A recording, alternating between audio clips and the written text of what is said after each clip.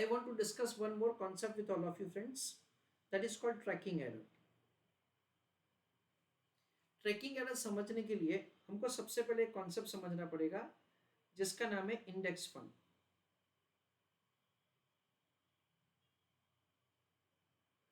Index fund का मतलब क्या होता है वो मैं आपको सबसे पहले समझाता हूं। एज एन इन्वेस्टर मुझे ऐसा लग रहा है फॉर एग्जांपल कि ये जो निफ्टी के 50 सिक्योरिटीज है ना, ये 50 सिक्योरिटीज एकदम सही सिक्योरिटीज है और मुझे ये निफ्टी के 50 स्टॉक्स में ही इन्वेस्टमेंट करना है इन द प्रोपोर्शन दैट से दीज स्टॉक्स आर देयर। यानी कि निफ्टी जो प्रोपोर्शन में चेंज हो रहा है ना, वही प्रोपोर्शन में आई एम प्रिपेयर्ड कि मेरा पोर्टफोलियो चेंज हो, because I am up for Nifty. मुझे लग रहा है दैट से ये जो स्टॉक्स है निफ्टी में, वो स्टॉक्स का प्रोग्रेस तो होने ही वाला है इन टोटल, और मुझे डाइवर्सिफिकेशन भी मिल जाएगा।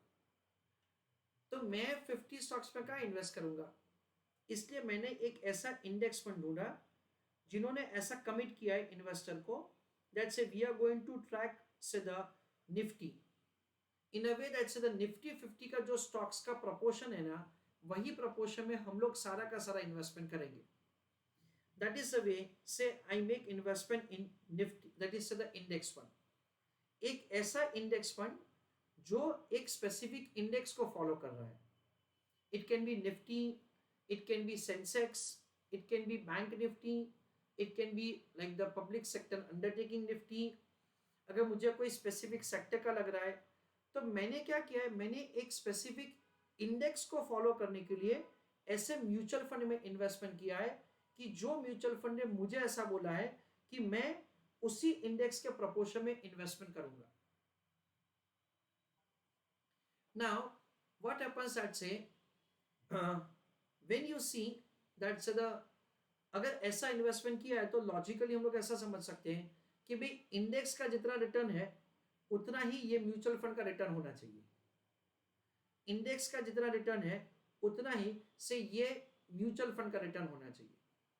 बट प्रैक्टिकली क्या होता है दैट से दोनों रिटर्न कई बार सेम नहीं होते हैं। तो दोनों में जो डिफरेंस होता है ना, उसको टेक्निकली बोला जाता है ट्रैकिंग एरर। यानी ये म्यूचुअल फंड ने ये इंडेक्स को ट्रैक करने में गलती किया है, that is what we understand is a tracking error. तो वो जो ट्रैक करने का था ना, वो ट्रैक नहीं कर पाए, that is what we understand is a tracking error. देखो जरूरी नहीं है कि जो इंडेक्स का रिटर्न था उससे कम रिटर्न आया तो ही ट्रैकिंग एरर है। इंडेक्स का जो रिटर्न है उसके कंपैरिजन में अगर रिटर्न ज्यादा है ना तो भी ट्रैकिंग एरर है। So tracking error is what we understand is so the error or a deviation of the actual return from the benchmark return। यानी निफ्टी का जो रिटर्न था उसके कंपैरिजन में आपके म्यूचुअल फंड का रिटर्न अलग है, तो उसको टेक्निकली बोला जाता है ट्रैकिंग एरर। तो ट्रैकिंग एरर क्यों हो सकता है वो उन्होंने यहां पे हमको समझाया है। दैट से there are certain genuine reasons because of which there could be a tracking error. जैसे कि उन्होंने हमको क्या समझाया फ्रेंड्स, उन्होंने ऐसा समझाया कि भाई बेसिकली निफ्टी का कैलकुलेशन होता है इन दैट लेटर से उन्होंने 3 स्टॉक्स को लिया है ए बी और सी। फॉर एग्जांपल वैसे तो 50 स्टॉक्स है पर 3 स्टॉक को लिया है। तो निफ्टी का कैलकुलेशन होता है 1000 shares, 2000 shares and 3000 shares. And let us say that उसका मार्केट प्राइस है 50, 60 and 70। Technically friends it is a free float market capitalization. Free float market capitalization का मतलब है market value of the shares held by outsiders, उसको लिया जाता है for the purpose of calculation of the Nifty. Market value of the shares held by outsiders, that is other than the promoters, directors, उनको। तो late us से ये 50,000 का value है, ये 1,20,000 का वैल्यू है, ये 2,10,000 का वैल्यू है। So in total it is 50 plus 120 plus 210, so 3,80,000. Now we understand logically like this, let's say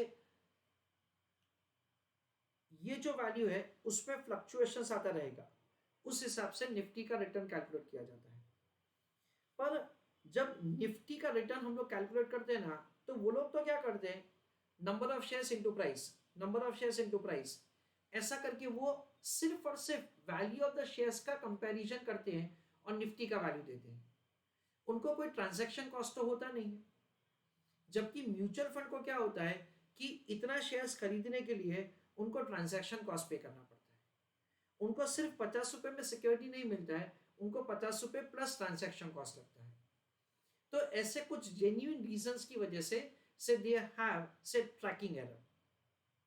दूसरा, वी अंडरस्टैंड दैट से कई बार क्या होता है कि जो भी म्यूचुअल फंड के पास पैसा आता है दैट इज जो भी फंड्स होता है, उसपे से उनको कुछ फंड्स लिक्विड रखना पड़ता है।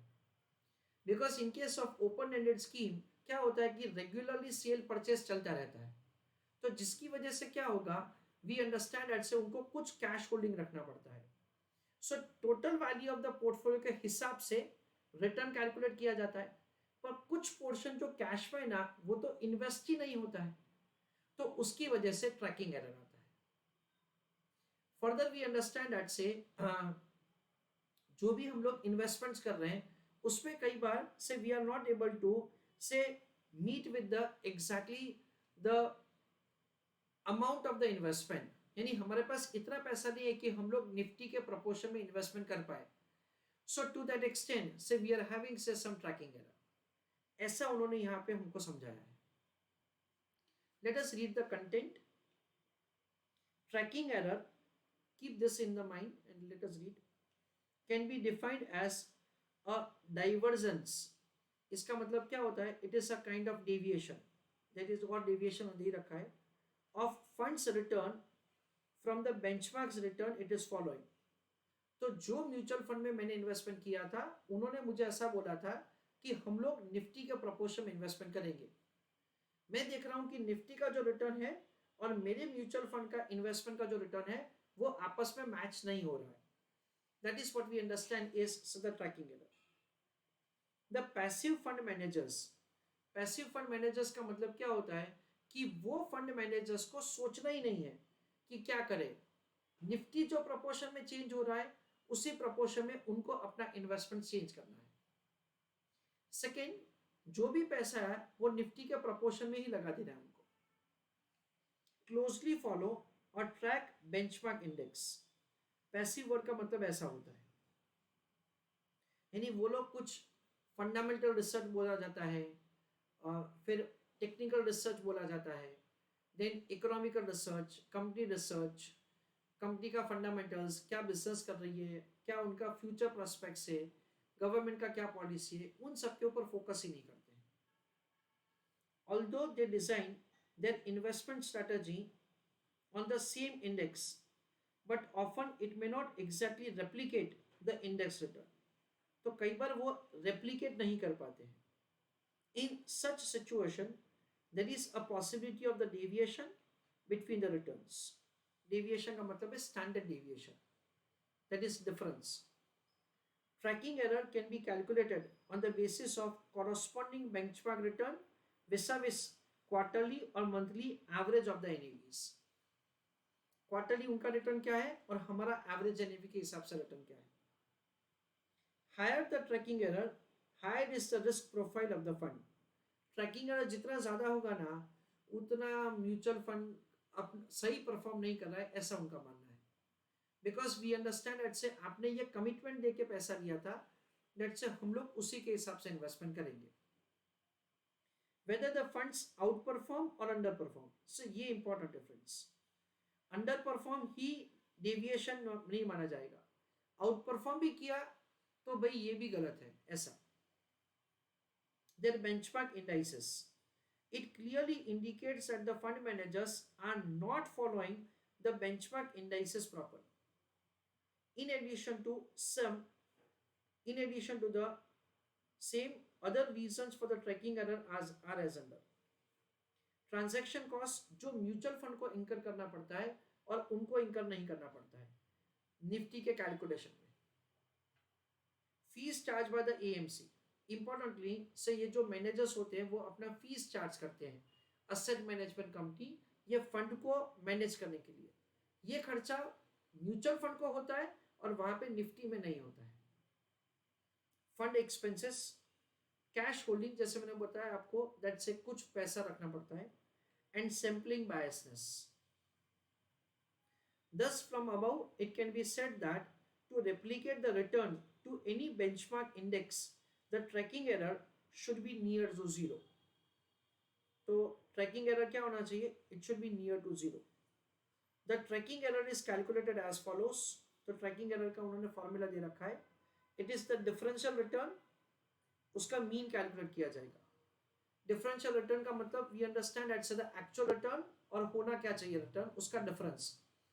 तो डिफरेंशियल रिटर्न कैलकुलेट किया जाएगा, उसका मीन कैलकुलेट किया जाएगा, दैट इज एक्स पर कैलकुलेट किया जाएगा, एक्स माइनस एक्स पर, फिर उसका सम दैट इज उसका स्क्वायर करेंगे, उसका summation divided by n-1, that is number of observations.